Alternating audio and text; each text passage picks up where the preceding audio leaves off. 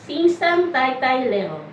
My name is Michelle M. Abado, 39 years old.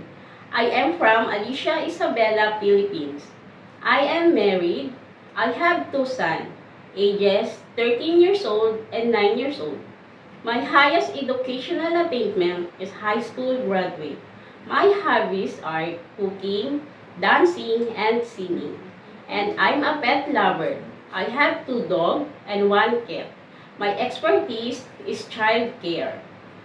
I worked as a housemaid in Philippines for 3 years, from January 10, 2020 and January 10, 2023.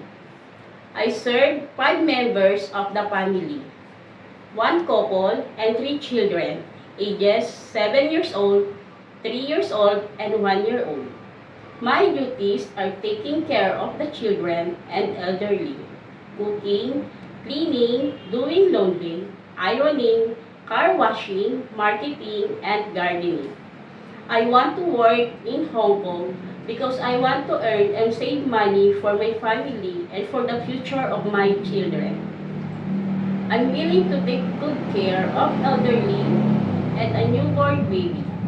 I can sing nursery song like the wheels on the bus go round and round, round and round, round and round. The wheels on the bus go round and round, all through the town. To my future employer, Mom and Sir, please choose me as your housemaid because I'm hardworking, honest, obedient, and a happy person. I promise to be a good housemaid, and I promise to prioritize my job and finish my 2 years contract or more. Thank you, Mom and Sir. I'm looking forward to work with you as soon as possible.